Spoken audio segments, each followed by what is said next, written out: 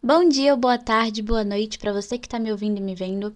Eu sou a Julia Dantas e bem-vindos a mais um episódio do nosso podcast literário Biblioteca de Resenhas. Hoje a gente vai falar sobre um true crime e o dessa semana é um dos livros que eu li recentemente porque eu aproveitei bastante a Book Friday que teve. Teve descontos bem bons até, eu achei. E eu comprei alguns livros antes também, obrigado, pai, por bancar isso. Te amo. E a gente hoje vai estar falando sobre Killer Clown, a história do assassino John Wayne Gacy. John Wayne Gacy era um sociopata dos Estados Unidos, ele era um assassino em série estadunidense e ele foi preso, condenado, pela morte de 33 garotos, 33 adolescentes, entre 17 e 22 anos. Ele enterrou 27 corpos debaixo do chão da casa dele, um na garagem e 5 ele jogou no rio. Tava contando no dedo pra saber. Olha como eu sou boa de matemática. Por isso que eu faço um podcast de livro, não faço de número. Mas enfim. E ele foi condenado. E o livro, ele é escrito pelos policiais que participaram no caso, que são o Terry Sullivan e o Peter Makin. O fundo do livro diz o seguinte: cidadão modelo, empresário de sucesso, voluntário do hospital, um dos assassinos em série mais sádicos de todos os tempos.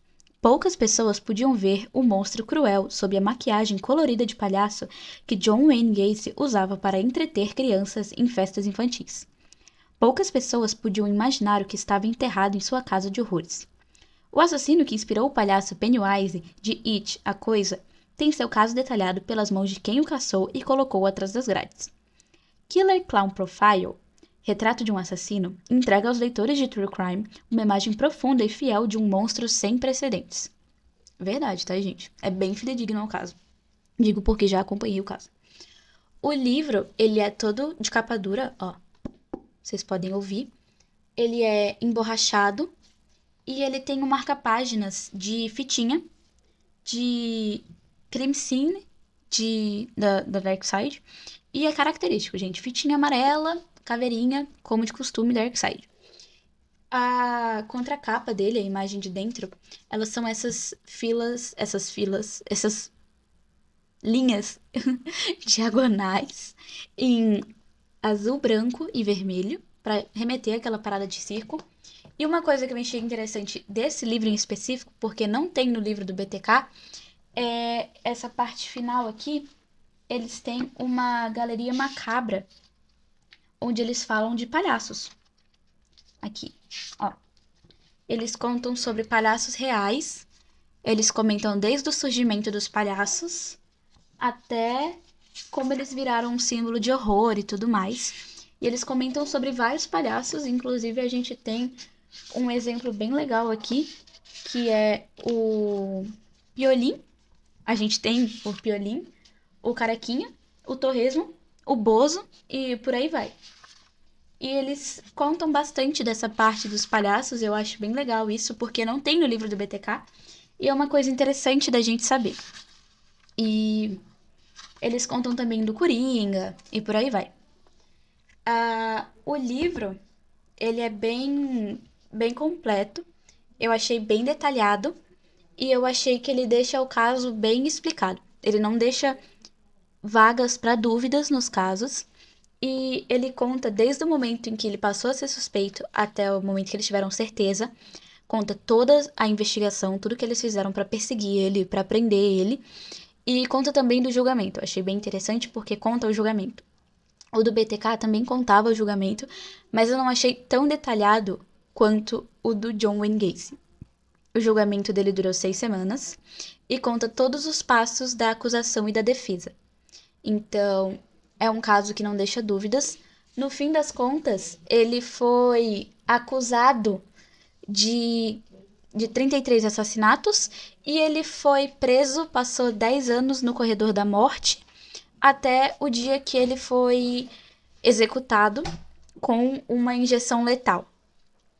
Ele foi morto e a morte dele foi assistida, tá? Não era mais época de cadeira elétrica, embora no Texas, na época, pudesse, em Chicago não podia mais, que foi onde ocorreu o crime, foi onde ele foi preso.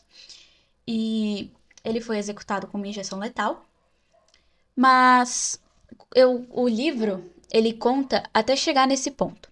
A investigação começou com o desaparecimento de um adolescente de 16 anos chamado Rob Pist, que trabalhava numa farmácia, uma farmácia Nissan, nos Estados Unidos, em Chicago, Illinois, se eu não me engano, Illinois? Acho que é. Chicago. Isso, em Illinois. Mas quem cuidou disso foi o departamento de Des Plaines. Embora Des Plaines seja uma área fora de Chicago, ainda estava dentro da jurisdição deles e foi por isso que eles cuidaram do caso.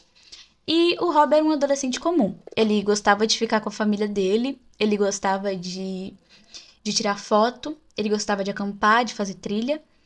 E ele ficava com a família. Ele era um moleque muito bom. Ele era um adolescente muito bom. Ele era muito tranquilo, muito calmo. E ele trabalhava na Nissan e ele saía às 9. O expediente dele acabava por volta das 9, 9:30 da noite. E num dia de dezembro, se não me engano foi dia 11 de dezembro, se eu não estiver errada. No dia 11 de dezembro, ele foi pro trabalho, trabalhou normalmente, era aniversário da mãe dele. E ele trabalhou normalmente e ele comentou com uma colega que ele estava muito irritado, porque ele tinha conversado com o chefe sobre um aumento, porque ele queria juntar dinheiro para comprar uma câmera nova e um carro, se eu não estiver errado. E ele tinha comentado com essa colega dele, que era caixa, mas tudo bem, passou. E ele foi trabalhando e o chefe dele ficava pela loja no dia. E nesse dia, o John Gacy foi na loja para poder fazer um trabalho pro chefe da loja, pro dono da loja. O John Gacy, ele tinha uma empresa de construção e decoração, era a PDM, e ele trabalhava com construções, decorações, esse tipo de coisa. E ele tinha um projeto com a farmácia de expandir e colocar algumas prateleiras no fundo. E ele comentou com o chefe, o dono da farmácia, que ele estava contratando garotos novos para emprego de verão e que ele pagava bem. E aí o Rob ouviu essa informação e até pensou de falar com ele, mas ele resolveu deixar pra lá e cuidou do trabalho dele. E o John Gacy, por volta das 4 da tarde, mais ou menos, ele foi embora, mas ele esqueceu uma agenda no balcão. E algumas horas depois ele voltou pra buscar. E nessas algumas horas depois que ele voltou pra buscar, o Rob resolveu falar com ele sobre o tal do emprego. E ele foi até o carro do John Gacy pra poder falar com ele. E depois disso ele nunca mais foi visto. O expediente acabou. A mãe dele ligou pra farmácia 2 vezes. A mãe dele foi lá às 10 e ele não tava lá. A mãe dele fez uma ronda pelo bairro e ele não tava lá. E aí ela resolveu ir na polícia. Eles abriram um BO, a família dele abriu um BO e eles iniciaram as buscas por conta própria, porque a polícia só podia atuar no dia seguinte. Então, nessas primeiras horas de busca, quem começou mesmo foi a família dele. Mas logo em seguida, a polícia se envolveu no caso e eles começaram a fazer as buscas. E, se eu não me engano, a investigação começou no dia 12 e acabou por volta do dia 21 de dezembro, por aí, bem próximo do Natal mesmo. Foi algo assim, relativamente perto com o Natal. E a polícia investigou e logo no começo eles fizeram uma busca e apreensão na casa do John Gacy. E eles encontraram alguns documentos que não eram dele. Documentos que não eram do John Gacy. Uma carteira de motorista que não era dele. Documentos que não eram dele. Documentos no geral. Um anel de formatura que não era dele. E várias outras coisas. E nisso eles também acharam fitas e filmes pornográficos e revistas pornográficas. Mas o que todas tinham em comum é que era um conteúdo homossexual nas revistas. E algumas falavam até sobre pedofilia. Acontece que o John Gacy, ele não aceitava que ele era homossexual e ele matava homens, ele matava meninos, porque ele acreditava que ao fazer isso, ele estaria limpando a sociedade dessas pessoas, ele estaria se livrando da coisa ruim da sociedade ao matar essas pessoas. A polícia continuou investigando. Depois desses achados, ele se tornou mais suspeito ainda, porque ele foi a última pessoa vista com um garoto e o garoto repentinamente sumiu. Então, ele se tornou a principal suspeita do caso. E aí os policiais começaram a fazer tocaia na casa dele. Os policiais, eles ficavam de tocaia 24 horas. Eles trocavam de turno, mas eles se mantinham na tocaia 24 horas por dia. O dia inteiro. Não tinha folga. Não tinha parada. E muitos desses policiais, a estratégia deles era conseguir um certo tipo de confiança com o John Gacy para ele poder ir soltando aos poucos coisas que pudessem ser usadas contra ele e para aos poucos, quem sabe, ele até confessar. Então, foi feito isso durante muito tempo, tipo, muito tempo mesmo. Eles ficaram muito tempo de tocar. E eles iam interagindo com o John Gacy. O que eles viam dele é que ele era um cara egocêntrico e prepotente. E tudo dele era melhor, tudo dele era maior, porque ele era o incrível John Gacy. E ele era uau, o John Gacy, que era dono de uma empresa e que tinha dinheiro e pipipipopopó, balela. E por encheção de linguiça, né? Mas enfim. E os policiais continuaram nas buscas, conversaram com funcionários que trabalhavam para ele da PDM e descobriram que vários outros meninos que trabalhavam para ele tinham sumido, sem explicação. Vários outros meninos que trabalhavam para ele tinham desaparecido sem explicação alguma, nenhuma, sem deixar rastro. E a polícia continuou as investigações e descobriram os corpos na casa dele, isso ele já preso, confessando e tudo mais. Eu achei o livro bem detalhado, ele conta muito bem. Não é um livro que eu recomendo para quem tem menos de 16 anos, porque é um assunto muito sensível, é um tópico muito sensível, mas muito sensível mesmo. E não recomendo para quem tem gatilho com esse tipo de assunto. E para pessoas mais sensíveis no geral, não é o tipo de livro que eu recomendo que leia. Esse livro tem uma série sobre o John Gacy na Netflix. Se eu não me engano, o nome é Conversando com um Assassino. E é um documentário exclusivo sobre o John Gacy que é uma minissérie de 3 episódios, mais ou menos, se eu não estiver errada, com duração de 1 hora cada um, por aí, algo do tipo, em torno aí desse tempo. E contém fitas e tudo mais, é um conteúdo bem legal. Bem, bem legal pra você que gosta. E tanto no livro, tanto no livro quanto na série, você pode ver que tem depoimento de 2 vítimas que sobreviveram. Uma dessas vítimas conseguiu escapar antes de ser abusada sexualmente e a outra não. E essa outra vítima que não conseguiu escapar antes de ser abusada sexualmente fez uma denúncia contra o John Gacy e o John Gacy tinha dito a ele que ele podia denunciar, que ninguém ia acreditar nele. Ele fez a denúncia e ninguém acreditou nele. Tanto que aqui no livro, quando ele vai prestar o depoimento dele no julgamento do John Gacy, ele tá em completo apavoro porque ele não conseguia entender que ele estava na mesma sala que que o cara que estuprou ele e torturou ele durante horas e horas. O John Gacy, ele matava as vítimas dele por sufocamento. Ele prendia a vítima usando o truque das algemas, ele se algemava e depois ele soltava a algema, como se fosse mágica, que ele dizia que ia fazer na pessoa e algemava a pessoa e tirava a chave. E aí as vítimas ficavam presas. E ele matava elas por sufocamento. Ele usava uma corda e ele dava uma volta no pescoço da pessoa, fazia um nó. E nesse primeiro nó ele colocava um pedaço de madeira e fazia outro nó por cima. E aí ele torcia aquela corda como se fosse um torniquete. E assim ele ia sufocando as vítimas aos poucos. E quanto mais a vítima se debatia, mais ela se sufocava. Tanto que ele disse em um dos momentos do livro que algumas vítimas acabaram matando elas mesmas, porque elas se debatiam e nisso elas acabavam se suicidando.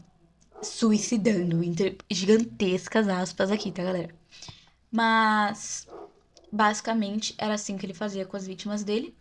E depois ele enterrava debaixo da casa dele, tinha um vão, que é muito comum nos Estados Unidos, tá? É um vão onde o pessoal vai pra mexer em encanamento e tudo mais. Ele tem um pouco mais de meio metro, meio metro não, vai, 1 metrinho de altura por aí nessa faixa.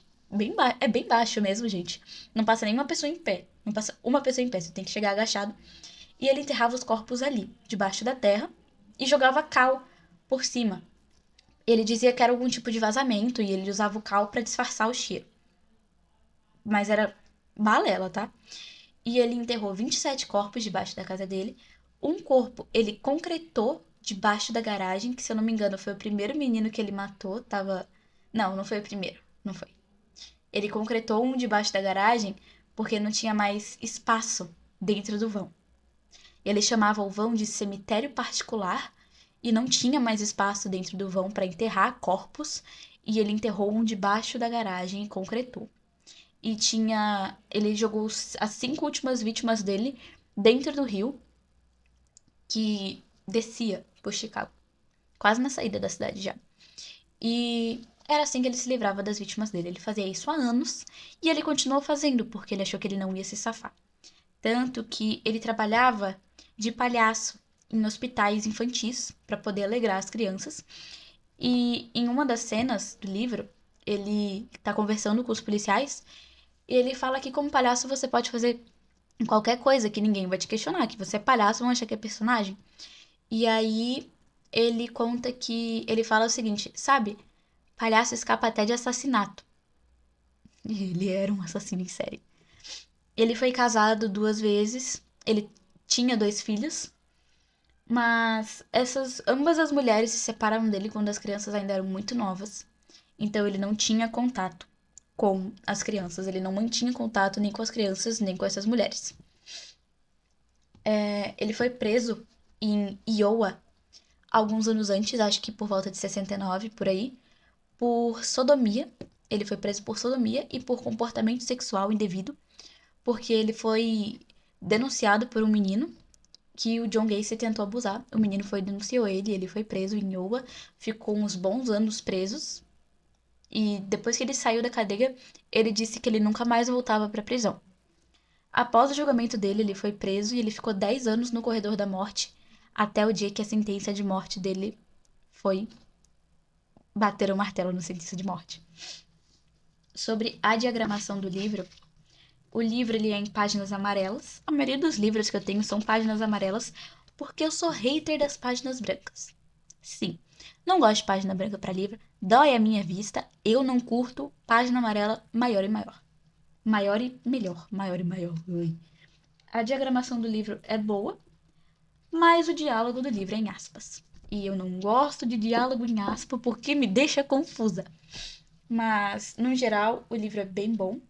Ele tem algumas imagens, não são muitas, tem bem menos imagens do que o caso do BTK.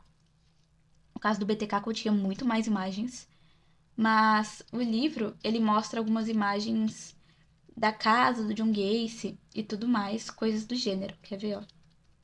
Vai estar mais pra cá, vou ver se eu acho pra mostrar pra vocês. Não vou estar achando, ó. Tem uma foto da casa dele. Essas fotos aqui eu acredito que você encontra na internet, tá? Tem uma foto da casa dele aqui. E tem algumas imagens dos policiais e da numeração. Eram tantos corpos que eles tiveram que numerar com plaquinhas. E os corpos estavam jogados de qualquer jeito, enterrados, misturados de qualquer jeito. Então, era difícil, foi uma escavação bem difícil. Ó, tem a foto da numeração das placas, numerando os corpos na ordem que foram achados. Foram assim que eles numeraram as vítimas. E muitas das vítimas, eles só conseguiram reconhecer por exame de arcada dentária. Aqui, ó, vocês vão poder estar vendo, quem tá vendo pelo YouTube, quem estiver vendo pelo Spotify, vai me ver no YouTube. E vocês podem ver o John Gacy passando de cabeça baixa. E os advogados e policiais. Aqui na frente, tem também uma imagem dele mais novo, ó. 2 fotos dele mais novo, essa daqui e essa daqui. E tem uma foto do chefe de polícia, no caso, que estava responsável pela investigação. Gosto dos livros da Dark Side, principalmente do que se refere a True Crime, porque eles fazem com que a gente leia e você vê que a maioria dos assassinos são pessoas comuns, são pessoas normais. E leva você a pensar que isso podia ter acontecido do lado da sua casa. Leva você a... Você pensa que você não conhece ninguém. Ninguém tá seguro em lugar nenhum e você não conhece ninguém. Pode ser o seu vizinho. Seu vizinho pode ser um assassino. E você não sabe. Não tem como saber. Não dá pra saber. entendeu? É um livro que ele te faz pensar nesse tipo de coisa e você lê e cada página que passa, você fica mais e mais horrorizado porque você se pergunta como que existe esse tipo de gente? Por que existe esse tipo de gente? E o jeito como ele falava das vítimas, a maneira como ele se gabava, porque ele se orgulhava de fazer o que ele fazia.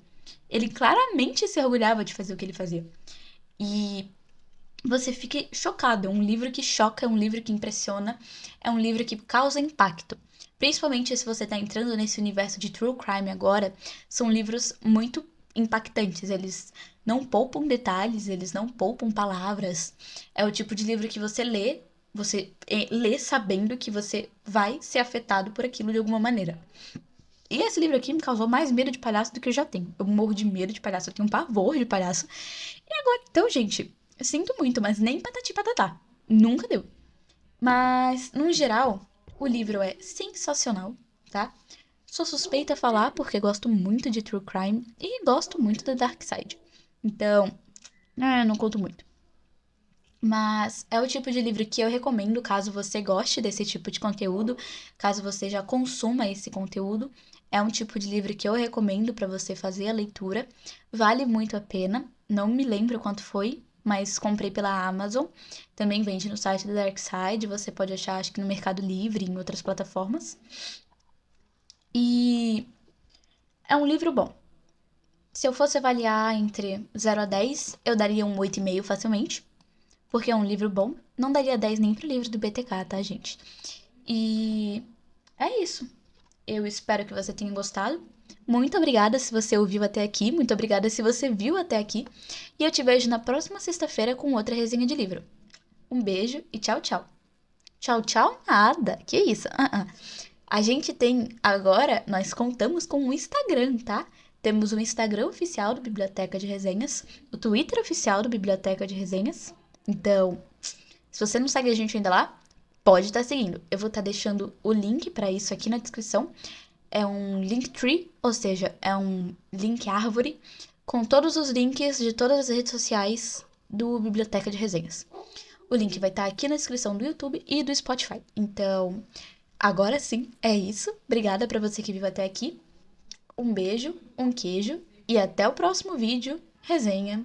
Vejo você na terça-feira que vem. Tchau!